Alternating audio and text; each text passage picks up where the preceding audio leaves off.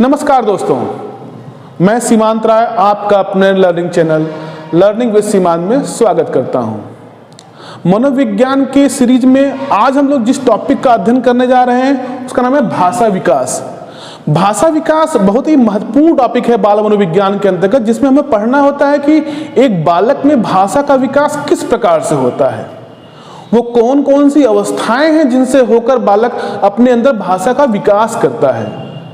और ये भी साथ ही में आज हम लोग इस डिस्कशन में देखने का प्रयास करेंगे कि इस टॉपिक से कौन कौन से क्वेश्चन हैं जो परीक्षाओं के दृष्टिकोण से बहुत महत्वपूर्ण हैं। तो चलिए समय न गंवाते हुए तुरंत टॉपिक को स्टार्ट करते हैं। भाषा विकास, देखिए दो शब्द हैं, भाषा और विकास, जिसमें से भाषा कोई नया हमारे लिए नहीं है। भाषा का मतलब क्या होता है, अगर एक जनरल से सामान्य से तरह से कहा जाए कि भाषा क्या है, तो भाषा वो है जिसके माध्यम से हम अपने भावों को, विचारों को, आवश्यकताओं को लोगों के सम्मुख प्रकट करते हैं। सिंपल सी भाषा तो वही है कि जिनकी सहायता से हम भावों को अभिव्यक्त कर पाते हैं, वही भाषा है, क्योंकि इसी के लिए ही हमें भाषा की जरूरत पड़ती है। लेकिन अगर कहीं इसके शाब्दिक अर्थ की तरफ चला जाए तो भाषा जो है वो संस्कृत भाषा के भाष धातु से बना है।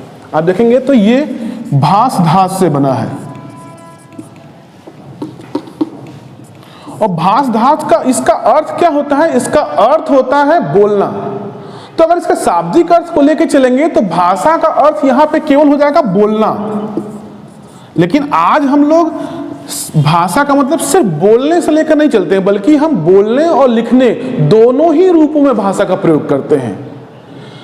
तो भाषा क्या हो गई, भाषा वो है जिनकी सहायता से हम क्या करते हैं, अपने भावों को, आवश्यकताओं को या विचारों को दूसरों के सम्मुख क्या करते हैं, प्रकट करते हैं। और इसी का विकास बालक में कैसे होता है, इसके अंदर कौन कौन से कौशल बालक सीख रहा होता है, उन कौशलों को किस क्रम में सीखता है, इन सब के ऊपर आज हम लोग विचार करेंगे। तो अगर आप देखेंगे तो एक भाषा के विकास के अंतर्गत कौन कौन से कौशल हो सकते हैं। तो सबसे पहले बालक जन्म के बाद क्या करता है, सबसे पहले बालक क्या करता है, वो सुनने का काम करता है। वो बोल तो सकता नहीं है, वो क्या करता है, सुनने का काम करता है। यानी सबसे पहले उसके अंदर किस कौशल का विकास होता है, तो श्रवण कौशल का विकास होता है। श्रवण कौशल से क्या अर्थ है, या कह सकते हैं कि सुनना एक कौशल है, उसका मतलब क्या होता है। चलिए, तो पहला कौशल क्या हो गया, सुनना, ये एक कौशल हो गया। दूसरा कौशल क्या होता है, जब वो सुन लेता है तो क्या बोलता है, वो फिर बोलना प्रारंभ करता है। पहले वो सुनता है और सुनने के बाद वो क्या प्रारंभ करता है, बोलना प्रारंभ करता है। अब बोलने के बाद वो क्या करता है, अभ्यासों के द्वारा पढ़ना प्रारंभ करता है, और पढ़ने के बाद सबसे अंत में वो क्या करता है, लिखना प्रारंभ करता है। यानी कि भाषा विकास के क्रम में जो हम भिन्न भिन्न कौशलों को एक के बाद एक सीखने का प्रयास करते हैं, उसका क्रम क्या है, तो उसका क्रम है सबसे पहले सुनना, फिर बोलना, उसके बाद पढ़ना और फिर लिखना। यानी ये सभी क्या है, ये सभी कौशल हैं। ये किसके कौशल, ये सभी भाषा विकास के कौशल है। सुनना कौशल, बोलना कौशल, पढ़ना कौशल और लिखना कौशल। तो सुनने का मतलब क्या होता है, आप कहेंगे सुनना कौन सा कौशल है। जब भी कोई बालक पैदा होता है तो वो तो सुनता ही रहता है, चाहे इस कौशल को वो प्राप्त करे या ना करे। फिर इसको कौशल क्यों नाम दिया गया है, तो वास्तव में सुनने का मतलब केवल ये नहीं होता है कि आवाजें हमारे कानों तक पहुंचे ही पहुंचे। सुनने का मतलब ये होता है कि जो भी कुछ हम सुने उसके भावों को समझ भी पाए, तब समझिए कि सुनना कौशल अपने आप में पूर्ण हुआ है। तो सुनने का मतलब क्या होता है कि भावों को ग्रहण करना, अगला जो हमसे जो कुछ कहना चाहता है वो हम सुनने के बाद समझ पाने में सक्षम है, तो इसका मतलब कि कौशल में आप निपुण हो चुके हैं, सुनने के कौशल में आप निपुण हो चुके हैं। और जब ये आपके अंदर निपुणता आ जाएगी तो क्या होगा, आप उसी के अनुसार वो थॉर्नडाइक का जो सिद्धांत था, प्रयास और त्रुटि का सिद्धांत, आप जब उनको सुनते हैं तो फिर क्या करते हैं, उन शब्दों को, उन वाक्यों को सुनने के बाद उन्हें बोलने का प्रयास करते हैं। एक बालक देखिए लगातार जब शब्दों को सुनता रहता है तो परिपक्वता में जैसे जैसे वो आगे बढ़ता है, उन्हीं शब्दों को वो उच्चारित करने का प्रयास करता है। लेकिन कहीं न कहीं वो इतनी आसानी से उन शब्दों को बोल नहीं पाता जितने आसानी से हम बोल पाते हैं। इसका कारण क्या है? इसका कारण ये है कि वह अपने विभिन्न यंत्रों का, जो उसके मुख के अंदर ढेर सारे यंत्र लगे हुए हैं बोलने के लिए, वो उनका प्रयोग करने में भी समर्थ नहीं हुआ है। अगर आपको ये बात समझ में न आए कि यंत्रों का प्रयोग करने में समर्थता का मतलब क्या होता है, तो आप एक दिन क्या करिए, एक बांसुरी लीजिए और उसको बताने का प्रयास करिए, तो आपको समझ में आएगा कि बोलना कितना कठिन है। जब आप किसी बांसुरी को बजाते हैं तो क्या होता है, उसमें से पहली ही बार में कोई धुन नहीं निकल जाती है, लेकिन जिस दिन आप बांसुरी को खरीदे रहते हैं किसी से, तो वो बड़े अच्छे से उसको बजा रहा होता है, और उसी के बजाने को सुनकर हम एक बांसुरी खरीदते हैं। लेकिन जब हम खुद प्रयास करना शुरू करते हैं तो देखते हैं कि सिर्फ एक ही ध्वनि निकलती है, पे, उसके बाद फिर कोई ध्वनि नहीं निकलती है। फिर धीरे धीरे अभ्यासों के परिणाम स्वरूप हम एक आध सेकंड का कोई धुन निकाल पाते हैं। ठीक वही प्रक्रिया उस जन्म लेने के बाद बच्चे में घटित होती है। बच्चा क्या करता है, सबसे पहले वो सुनता है, और सुनने के बाद उन चीजों को वो बोलने का प्रयास करता है। अब बोलने के प्रयास में क्या करता है, जैसे कि हम लोग क्या करते हैं, बांसुरी को जब बजाना शुरू करते हैं तो बजाने वाले के हाथ को देखते हैं कि कहाँ कहाँ वो हाथों को रखा है, बांसुरी को होठों पे कैसे रख रहा है, और उसी को कॉपी करने का प्रयास करते हैं। ठीक उसी प्रकार से बालक भी भाषा को निकालने के लिए मतलब अर्थपूर्ण, जिसको बोलने पर अगला वाला उसको कुछ समझ सके, या जो वो सुन रहा है वैसी आवाज निकालने के लिए वो लगातार प्रयास कर रहा होता है। और इस प्रयास के क्रम में वो क्या करता है, अपने फेफड़ों से हवा को बाहर की तरफ फेंकता है और अपने होठों को इधर उधर कर कर बोलने का प्रयास करता है। अच्छा, होठों को इधर उधर करता है तो घर के लोग क्या सोचते हैं, घर के लोग सोचते हैं कि ये छोटा सा बच्चा देखो कितने प्रकार का मुंह बनाता है। एक्चुअली में वो मुंह नहीं बना रहा होता है, बल्कि वो आपकी कॉपी कर रहा होता है कि आप किसी शब्द को बोलते समय अपने होठों को कहां कहां घुमा रहे हैं। तो ठीक उसी प्रकार से घुमाकर वो भी उन ध्वनियों को निकालने का प्रयास कर रहा होता है। तो इसमें प्रयास और त्रुटि के परिणाम स्वरूप क्या करता है, वो लगातार अपने अंदर से हवाओं को फेफड़ों की सहायता से बाहर निकालता है और अपने होठों को हिलाना शुरू करता है। होठों को ही ज्यादा वो ट्रेन करता है शुरू में। उसका कारण सिर्फ यही है कि अनुकरण करते समय दूसरों के होठ ही उसको दिखाई देते हैं। इसलिए आप देखेंगे कि जितने ओष्ठ को लेकर वर्ण हैं, म प, जो होठों की सहायता से निकलते हैं, उन शब्दों का उच्चारण बालक सबसे पहले करता है, ब म प। इसलिए आप देखेंगे कि माँ, बाबा, पापा, ये सारे शब्द उसके अंदर से पहले निकलते हैं, क्योंकि वही ध्वनियां पहले निकलती हैं जो वो सर्वप्रथम सीखने में क्या होता है, वो सक्षम हो जाता है। तो किनको सीखने में, जिसकी वो कॉपी कर पाता है। तो किसकी कॉपी कर पाता है, उन सारे वर्णों की कॉपी कर लेता है जिनके लिए होठों की आवश्यकता होती है। और होठ चूंकि बाहर है हमारे मुंह में, तो उन्हें देखकर हम बड़े अच्छे से क्या करते हैं, उनको कॉपी कर सकते हैं। तो बालक भी उसी प्रकार से होठों की गतिविधियों को कॉपी करता है, और जब अंदर से फूंक मारता है या हवा को बाहर की तरफ निकालता है तो कोई न कोई ध्वनि निकलती रहती है। आप देखेंगे कि उसी प्रयास और त्रुटि के अंतर्गत ही क्या होगा, कभी ऐसा होता है कि उसके मुख से कोई एक ऐसी ध्वनि निकलती है जिसका प्रयोग माँ कर रही होती है, या पिताजी कर रहे होते हैं, या घर के अन्य सदस्य कर रहे होते हैं। तो उस ध्वनि को सुनकर बच्चा कितना खुश हो जाता है। या आप ही सोचिए कि अगर आप बांसुरी बजाने का लगातार प्रयास कर रहे हैं और एक आध घंटे के प्रयास में आप एक आध 2 सेकंड की धुन निकाल लेते हैं, तो आप कितने खुश हो जाते हैं। तो ठीक उसी प्रकार से बालक भी उस ध्वनि को सुनकर बहुत खुश हो जाता है। तो जब वो खुश होगा तो वही वो भी करेगा जो आप करते हैं। आप क्या करते हैं, जब आप कोई 2 सेकंड की धुन बना देते हैं तो बार बार उसी छोटी धुन को बजाने का प्रयास करते हैं। मतलब एक ही ध्वनि को आप भी बार बार निकालते हैं और खूब खुश हो रहे होते हैं। बालक भी यही काम करता है। बालक भी अनुकरण करने के बाद जब ध्वनियों को निकालने में थोड़ी सी उसको सफलता मिलती है, तो उसी छोटी सी ध्वनि को वो बार बार निकाल के क्या कर रहा होता है, खुश हो रहा होता है। और इसी प्रक्रिया में वो धीरे धीरे भाषा विकास की ओर अग्रसर होता है। तो सुनने का मतलब क्या होता है, सुनना एक ऐसा कौशल है जिसमें हम किसी के भावों को क्या समझ पाते हैं, समझ पाते हैं। बोलना वह कौशल है जिसमें हम अपने भावों को व्यक्त कर पाते हैं। पढ़ना कौन सा कौशल है, पढ़ना एक ऐसा कौशल है जिसमें हमें क्या होता है, अच्छा इस कौशल के हमें लिपि ज्ञान होना बहुत जरूरी है। आप देखेंगे सुनने के लिए हमें लिपि ज्ञान की आवश्यकता नहीं पड़ती है, नहीं बोलने के लिए हमें लिपि ज्ञान की आवश्यकता है। इन दोनों कौशलों को बिना पढ़े लिखे लोग भी क्या कर सकते हैं, प्राप्त कर सकते हैं। यानी कि इन दोनों कौशलों में, ये जो 2 कौशल हम सीख रहे हैं, इसमें लिपि ज्ञान की आवश्यकता नहीं है। यानी कि इस कौशल के लिए आपको कॉलेज स्कूल में जाकर पढ़ने की, इमला पढ़ने की जरूरत नहीं है कि क ख ग घ ङ। ये आप अनुकरण के द्वारा भी होता रहता है। सुनना और बोलना, इन दोनों कौशलों की प्राप्ति के लिए लिपि ज्ञान की आवश्यकता नहीं होती है। अगर कोई अनपढ़ व्यक्ति भी है तो बेहतर तरीके से सुन लेता है, आपकी बातों को समझ भी लेता है और बोल भी लेता है।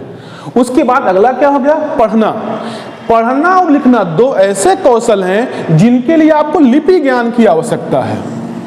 इन दोनों के लिए लिपि ज्ञान आवश्यक है। आप किसी चीज को तभी पढ़ पाएंगे जब आपको इमले का ज्ञान हो, क ख ग अल्फाबेट्स आपको पता रहेंगे, तभी आप उनको पढ़ भी पाएंगे और तभी आप उनको लिख भी पाएंगे। तो याद रखिएगा ये शुरू के दो कौशल हैं, सुनना और बोलना, इसमें लिपि ज्ञान की आवश्यकता नहीं होती है।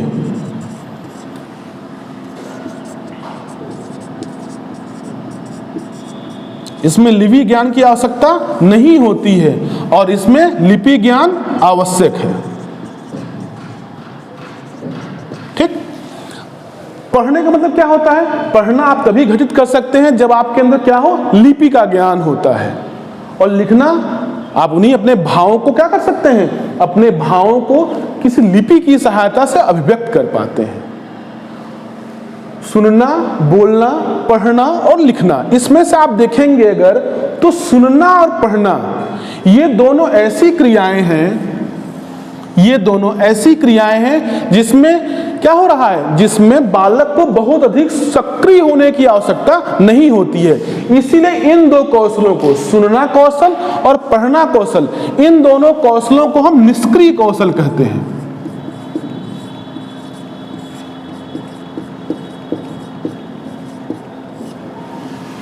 और इसके बाद ये बोलना और लिखना है, इसमें आपको क्रिया करना पड़ेगा, व्यवहार करना पड़ेगा और व्यवहार करते हुए आप दिखेंगे भी। तो ये जो दोनों कौशल हैं, लिखना कौशल और बोलना कौशल, इसे हम कहते हैं सक्रिय कौशल।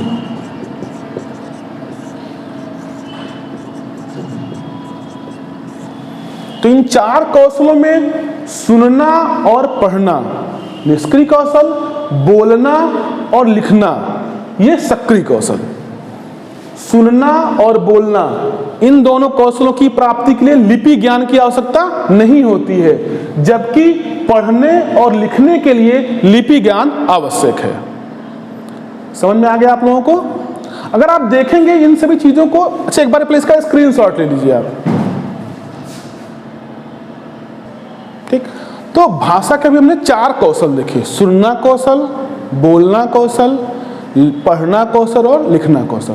और इन कौशलों का विकास भी एक क्रम में ही होता है। पहले हम सुनने कौशल का विकास करते हैं, फिर बोलने कौशल का विकास करते हैं, फिर पढ़ने कौशल का और लास्ट में लिखने कौशल का, जिसमें हमने आपको बताया कि सुनने और बोलने के लिए लिपि ज्ञान की आवश्यकता नहीं है। मतलब अनपढ़ व्यक्तियों के द्वारा भी उन कौशलों की प्राप्ति की जा सकती है, लेकिन पढ़ने और लिखने के लिए लिपि ज्ञान की आवश्यकता होती है।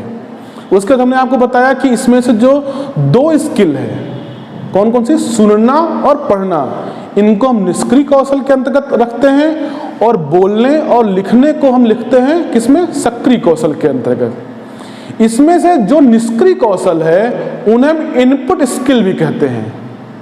यानी कि जो सुनना है और जो पढ़ना है ये निष्क्रिय कौशल भी है और इन्हें इनपुट स्किल भी कहते हैं। उसी तरह से जो बोलना और लिखना है, जिसे हमने आपको बताया था सक्रिय कौशल, उन्हें आउटपुट स्किल भी कहा जा सकता है। अब ये देखना है कि भाषा होती क्या है, उसके लिए हमने यहाँ पे दो परिभाषाएं लिखी है। एक वेबस्टर की परिभाषा है और एक स्टॉर्ट की परिभाषा है। वेबस्टर ने क्या कहा है कि भाषा जो है वो भाव या विचारों को, लिखिए को, विचारों को अभिव्यक्त करने या संचारित करने का मौखिक अन्यथा कोई साधन है। मतलब मौखिक भी हो सकता है और इसके अलावा भी कोई साधन है तो वो भी हो सकता है। किसने कहा? वेबस्टर ने। इसके बाद स्टार्ट ने क्या कहा है कि व्यापक अर्थों में भाषा का आशय निसंदेह ऐसे साधन से है जिसके द्वारा अर्थ एवं भावों का लोगों के बीच संप्रेषण होता है। यानी कि भाषा किस काम में आती है? संप्रेषण के। किस चीज के संप्रेषण के?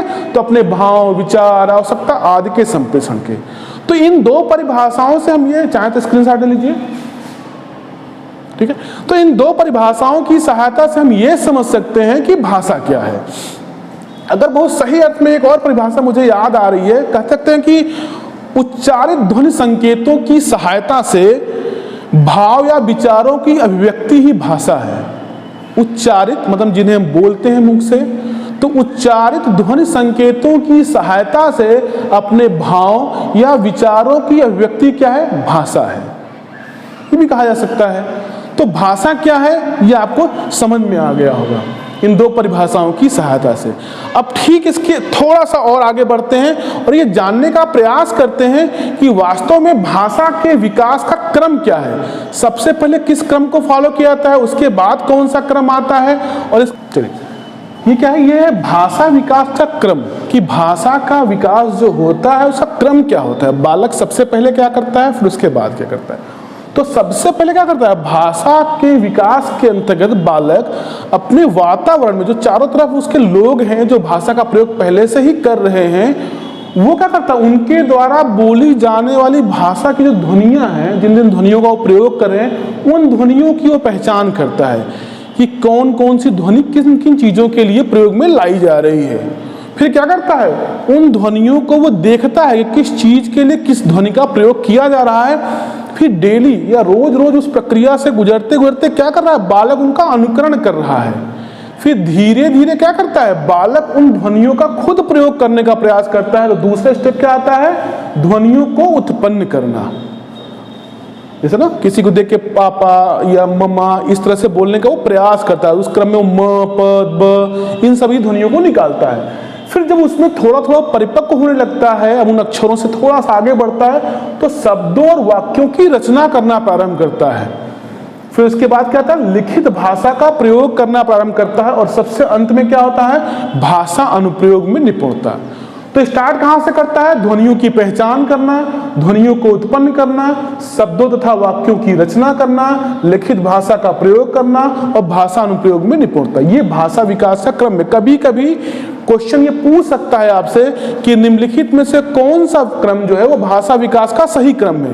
तो उसमें से ये सभी दे देंगे और आपको क्या करेगा, कूट संख्या में 1 2 3 करके दे देगा, तो आपको बताना पड़ेगा कौन सा क्रम सही है। तो इसको याद रखिएगा। इसके बाद हम आगे थोड़ा सा बढ़ते हैं कि भाषा के विकास के अंतर्गत वो कौन कौन से तत्व हैं जो भाषा में अहम रोल अदा करते हैं। तो आप सोचेंगे कि भाषा के अंतर्गत सबसे छोटी चीज क्या है, तो आपने सुना होगा सबसे छोटी चीज होती है ध्वनि, ग्राम। नाम सुना होगा आपने, इसे स्वनिम भी बोलते हैं। स्वनिम, ध्वनि ग्राम को ही हम एक और नाम दे सकते हैं, उसे हम क्या कहते हैं, स्वनिम।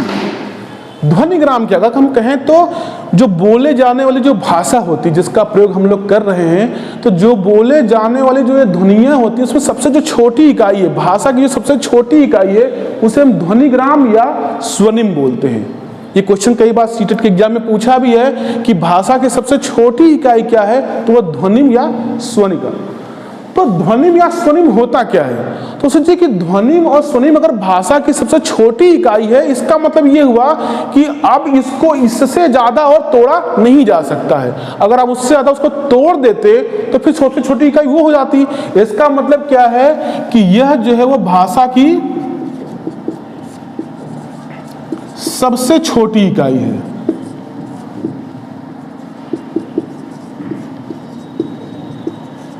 तो ये भाषा की सबसे छोटी इकाई होगी ध्वनिग्राम और स्वनिम, इससे छोटी इकाई कोई नहीं होती है। आप देखेंगे कि हर एक, चाहे जो हिंदी हो अंग्रेजी हो, सभी प्रकार की भाषाओं में स्वनिम्स होते हैं। देखिए ध्वनि जो होती है ना, वो ध्वनियां तो बहुत सारी हो सकती हैं। उन बहुत सारी ध्वनियों में उनकी संख्या पूछा जाए कि ध्वनि की संख्या कितनी है, तो आप निश्चित रूप से कह दीजिए असंख्य, क्योंकि ध्वनियों की संख्या को निश्चित रूप से गिनती नहीं की जा सकती। लेकिन स्वनिम या ध्वनिग्राम जो होते हैं इनकी संख्या निश्चित होती है। अगर आप अंग्रेजी भाषा के अंतर्गत सुनें तो कुल मिला के 45 ध्वनिग्राम या स्वनिम है। तो अंग्रेजी में इनकी संख्या, इंग्लिश में इनकी संख्या कितनी है, तो इंग्लिश में इनकी संख्या 45 है।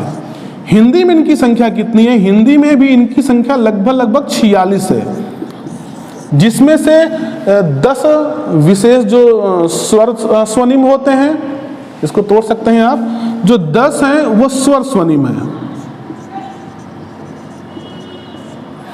एक जो होता है वो विशेष स्वर होता है, विशेष स्वर स्वनिम।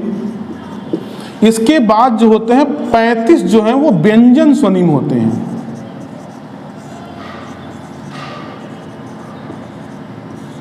ठीक, ये याद रखिएगा। तो सबसे पहली चीज क्या है कि भाषा की जो सबसे छोटी इकाई है उसे हम क्या बोलते हैं, ध्वनिग्राम या स्वनिम। इनकी संख्या अंग्रेजी में 45 है, हिंदी में 46 है। 10 स्वर स्वनिम होते हैं, एक विशेष स्वर स्वनिम होता है और 35 तो व्यंजन स्वर स्वनिम होते हैं। तो 10, 1 and 35 इज इक्वल टू 46। अब देखिए जो स्वनिम्स होते हैं इनमें कोई भी अर्थ नहीं होता है, मतलब इन स्वनिम की सहायता से आप किसी भाव को नहीं प्रकट कर सकते हैं।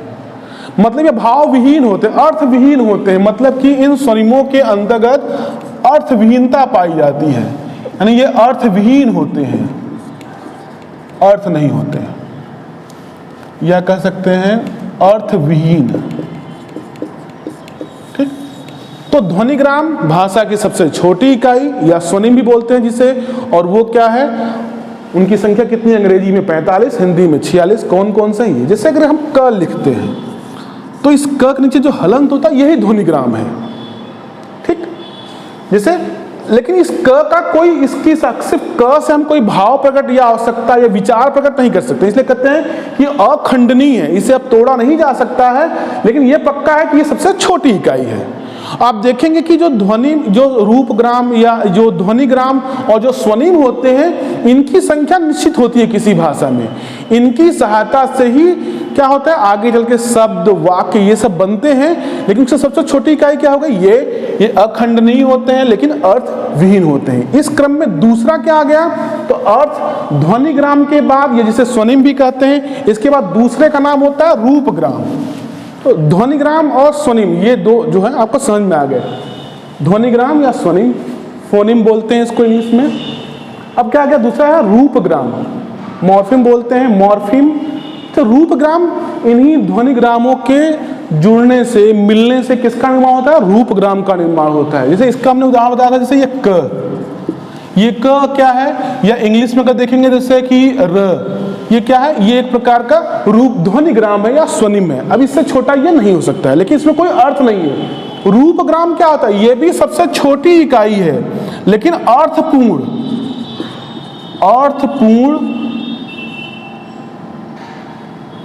छोटी इकाई। ठीक, यानी कि ध्वनिग्राम एक छोटी इकाई है भाषा की, लेकिन यह अर्थपूर्ण नहीं है, अर्थ विहीन है। रूपग्राम जो ध्वनिग्रामों से ही मिलकर बनती है, ये क्या होता है, ये जो है ये भाषा की सबसे छोटी इकाई है, परंतु ये क्या होती है, अर्थपूर्ण होती है। तो ध्यान दीजिएगा क्वेश्चन क्या पूछ रहा है। अगर ये पूछ दे कि भाषा की सबसे छोटी इकाई, तो आप लोग ध्वनिग्राम या स्वनिम को टिक करेंगे। और पूछ दे कि सबसे छोटी अर्थपूर्ण इकाई, तो आप किसको ध्यान देंगे, तो आप रूपग्राम को ध्यान देंगे। रूपग्राम, अब इसका उदाहरण क्या होगा, जैसे कि हम क से कमल लिख दें, तो कमल क्या है, कमल एक रूपग्राम है। या आर से मान लीजिए हम रैट लिख देते हैं, ये रैट क्या है, रैट एक रूपग्राम है जिसमें किसका प्रयोग किया गया है, ध्वनिग्रामों का ही प्रयोग किया गया है। तो ध्वनिग्रामों से मिलकर ही किनका निर्माण होता है, रूपग्राम का निर्माण होता है, और यह भाषा की सबसे छोटी अर्थपूर्ण इकाई है। तो ध्वनिग्राम, रूप, अब जब रूपग्राम आपस में मिलेंगे तब किसका निर्माण करेंगे, तो वाक्य, सेंटेंस का निर्माण करेंगे।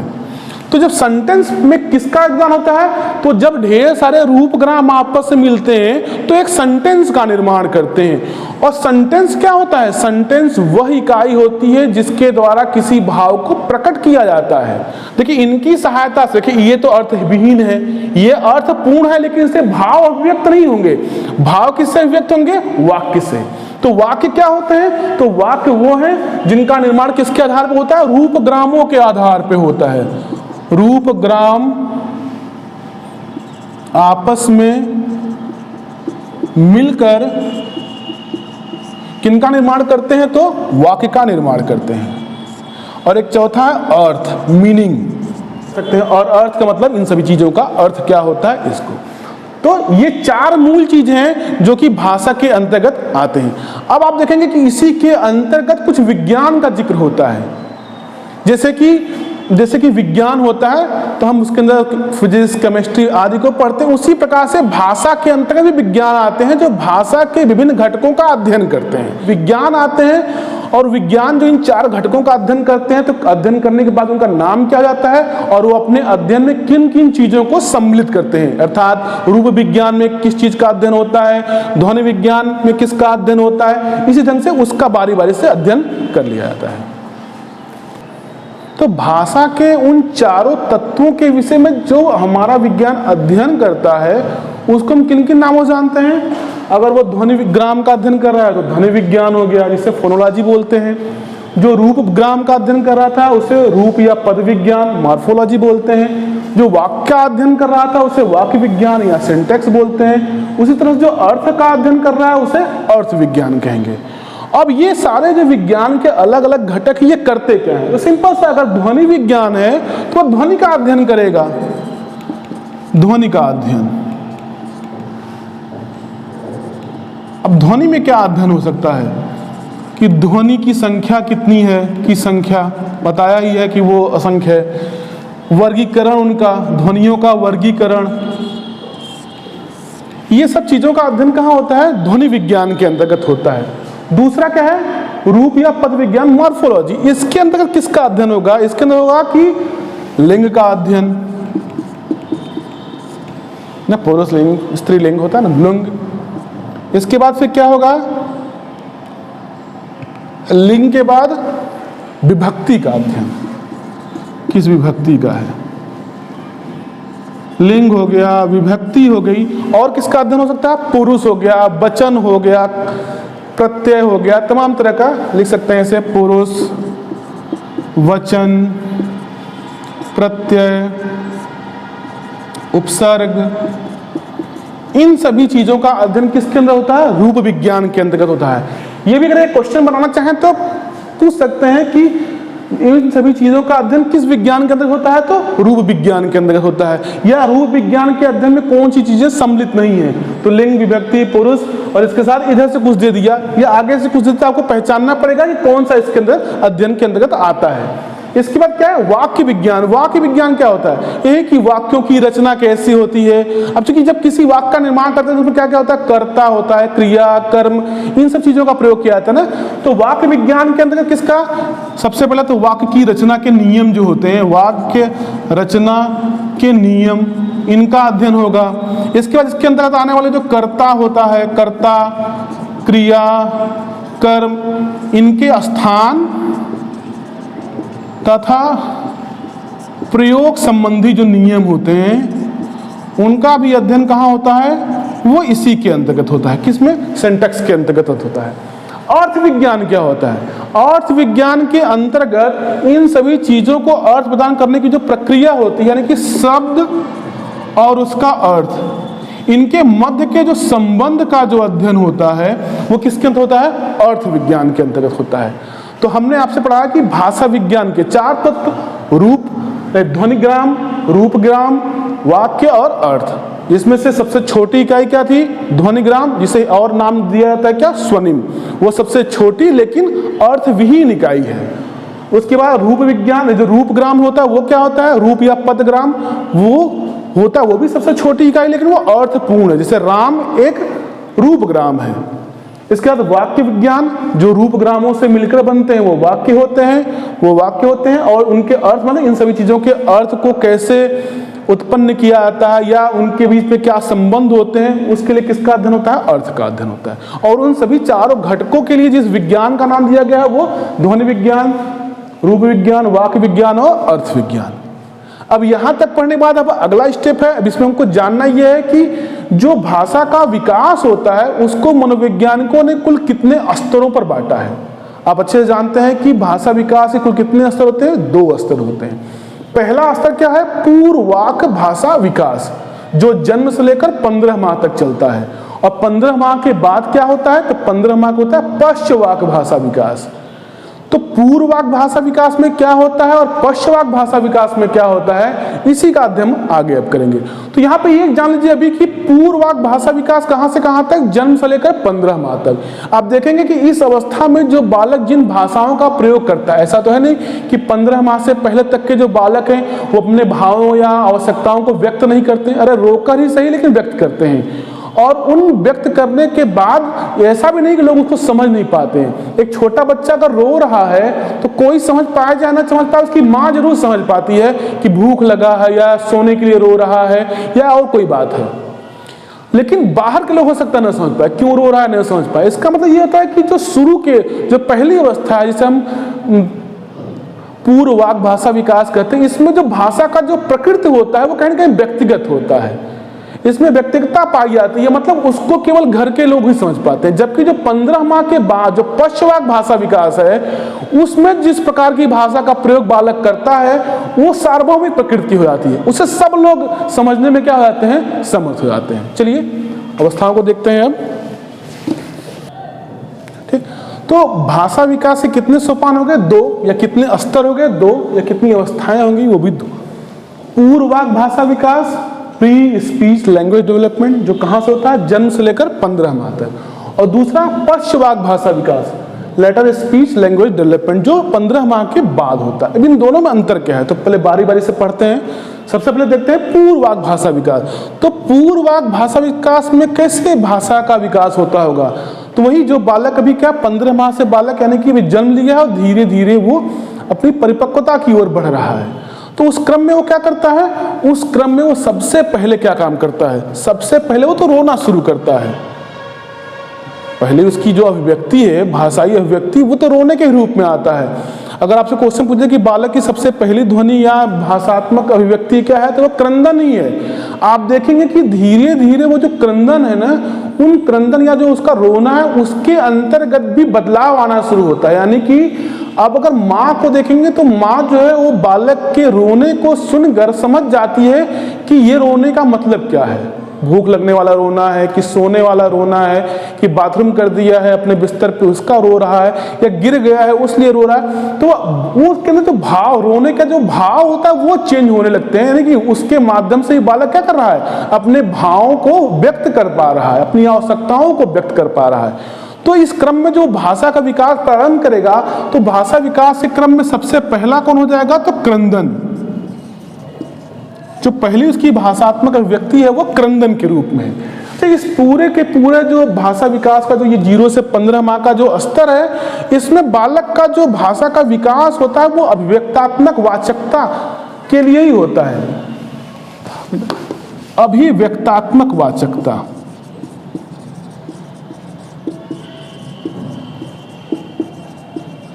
अगर आपसे क्वेश्चन पूछे कि अभिव्यक्तात्मक वाचकता का संबंध किस सोपान से है या किस स्तर के से है भाषा विकास के, तो आप कहेंगे पूर्ववाक भाषा विकास से।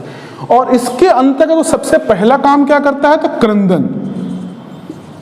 वो रोएगा, रोने के बाद वो जो जैसे जैसे आगे की तरफ बढ़ा, 2 महीने 2.5 महीने 3 महीने के आसपास जब पहुंचता है तो धीरे धीरे क्या होता है, उसके मुख से स्वर ध्वनियां निकलना प्रारंभ करती हैं। अच्छा, उन स्वर ध्वनियों को निकालने पर कोई अर्थ नहीं समझ में आता है, ऐसे उसके मन से वो प्रयास और त्रुटि के द्वारा वो ध्वनियां उसके अंदर से धीरे धीरे निकलती रहती हैं। और इस प्रक्रिया में वो आपका अनुकरण भी कर रहा है कि आप किसी चीज को बोलते समय क्या कर रहे हैं, होंठ को कैसे हिला रहे हैं, आपकी लिप रीडिंग कर रहा है एक तरह से वो। तो धीरे धीरे क्या करता है, वो आपके द्वारा बोले गए शब्दों को सुनकर दोहराकर बोलने का प्रयास करता है। तो ये प्रयास लगभग 3 महीने के बाद से वो धीरे धीरे शुरू करता है, अपने मुंह को सिकोड़ता है, फैलाता है। और धीरे धीरे इस क्रम में जैसे जैसे वो आगे बढ़ता है, 5 से 6 महीने के आसपास जब वो पहुंचता है, तो वहां से क्या होता है, उन ध्वनियों को निकालने में थोड़ा थोड़ा सा क्या होता है, परिपक्व हो जाता है। यानी कि जो ध्वनियां शुरू में वो प्रयासों के बाद अचानक से उत्पन्न होती थी, वो ध्वनियों पर धीरे धीरे उसका नियंत्रण स्थापित हो रहा है। 7 से 8 माह तक आते आते वो ध्वनियां इतनी परिपक्व हो जाती हैं कि उन ध्वनियों को जब चाहे, जैसे म, प, ब, इन सभी चीजों की वो उच्चारित करना प्रारंभ करता है अपनी क्षमता, मतलब वो उन चीजों को बोलना सीख लिया है। तो जब वो एक ध्वनि म प ब निकालता है तो उनको निकालने के बाद उसे एहसास क्या होता है, वो समझ पाता है कि हम वो चीज उच्चारित कर रहे हैं जिसे और लोग भी बोलते हैं, तो वो खुश होता है। और जो उसके आसपास के लोग होते हैं, माता पिता या उसके घर के लोग, वो लोग भी खुश होते हैं कि बालक बोलना शुरू किया। तो लोगों की खुशी को देखकर और अपनी भी खुशी के लिए वो क्या करता है, उन्हीं छोटी छोटी ध्वनियों को बार बार बोलना प्रारंभ करता है। और बार बार बोलने के ही क्रम में क्या होता है, वे जो ध्वनियां अर्थविहीन थी वो धीरे धीरे अर्थयुक्त लगने लगती हैं। वो म से माँ दिखने लगता है किसी को, फिर म से मामा दिखने लगता है, बाबा दिखने लगता है, बुआ दिखने लगता है, पापा दिखने लगता है। और उस तरह की उसका जो व्यवहार है उसे हम कहते हैं बड़बड़ाना, बेबलिंग। तो क्रंदन पहला और दूसरा क्या हो गया, बड़बड़ाना। यानी कि इस अवस्था में बालक अपने भावों को, विचारों को व्यक्त करने के लिए किसका सहारा लेता है, क्रंदन का। फिर जब थोड़ा परिपक्व हो जाता है तब किसका सहारा लेता है, बड़बड़ाने का। तो बेबलिंग लगभग 7 से 8 माह के इर्द गिर्द ये परिपक्व हो पाता है। तो इसमें वो जो शुरुआत करता है जिसमें एक ही ध्वनि को बार बार उच्चारित करता है, जिससे कारण वो अर्थयुक्त लगने लगती है, तो उसे कहते हैं बड़बड़ाना। फिर धीरे धीरे इसके बाद फिर तीसरा वो क्या होता है, हाव भाव। इसे भाव भंगिमा भी कह सकते हैं।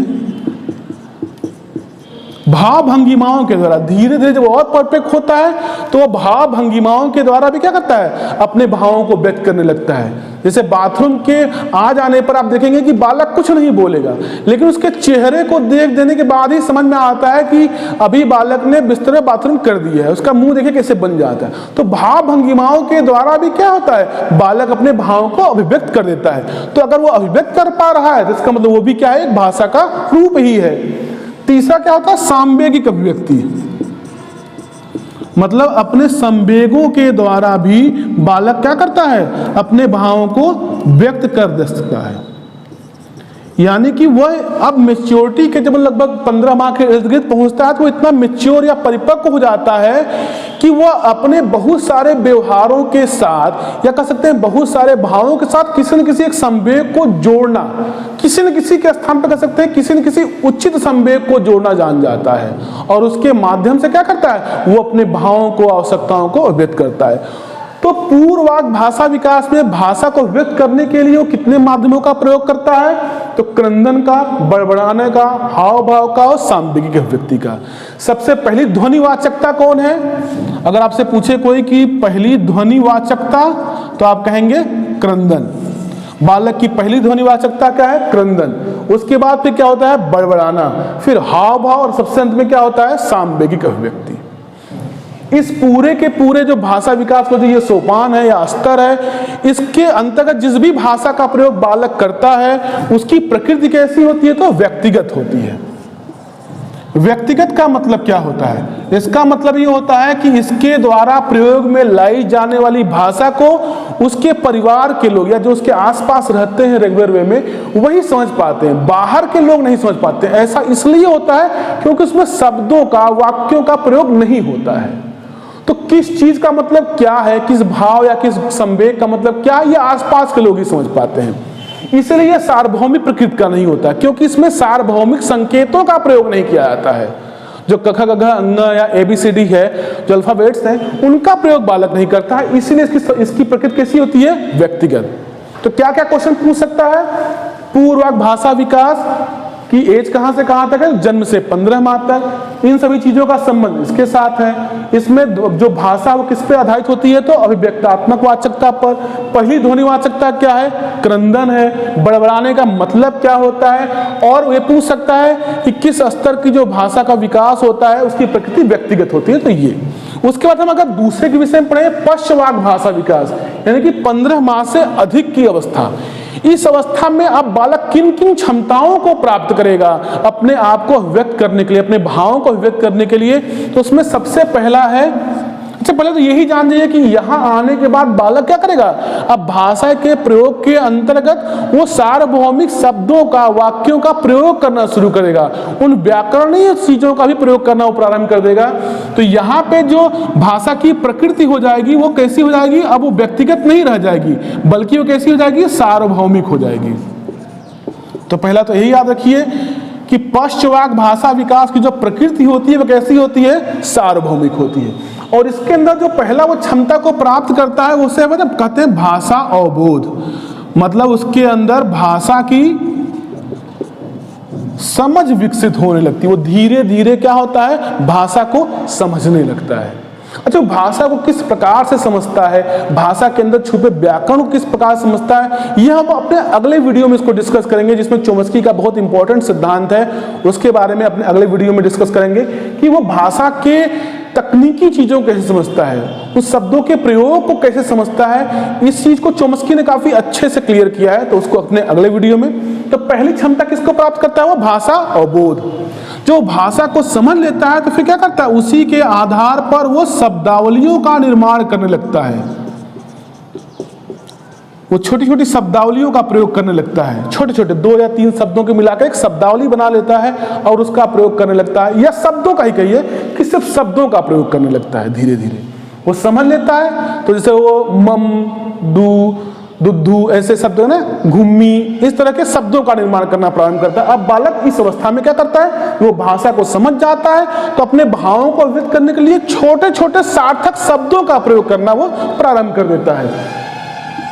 इसके बाद अगला, अब शब्दावली निर्माण जब वो कर चुका है तो फिर क्या करेगा, अब वाक्यों का संगठन करेगा, अब वाक्य निर्माण करेगा। तो अगला क्या हो जाएगा, वाक्य संगठन, जहां अब वो अपने भावों को व्यक्त करने के लिए शब्दावली निर्माण के शब्दों का प्रयोग करता था, गुम्मी, दुद्धि, ये सब, या निंदी, इस सब तक चीजों का सब प्रयोग करता है वो। अब वो धीरे धीरे क्या कर रहा है, एक से अधिक शब्दों को मिलाकर वो वाक्य का निर्माण करना प्रारंभ कर देगा धीरे धीरे। अब वो घुम्मी चले या एक से अधिक जब शब्द आ जाएंगे तो धीरे धीरे वो वाक्य बनने की श्रेणी। बस अंतर ये होता है कि प्रारंभ में उसके वाक्यों में शब्दों की संख्या क्या होती है, कम होती है, और जैसे जैसे वो परिपक्व होता चला जाता है उसके वाक्यों में जटिलता ही बढ़ती है और शब्दों की संख्या भी बढ़ती है। अच्छा, इस चीज पे यहाँ पे एक चीज और जान लीजिए कि महिलाओं और पुरुषों की अगर आपस में तुलना की जाए वाक्य संगठन के आधार पर, तो महिलाएं अधिक श्रेष्ठ होती हैं।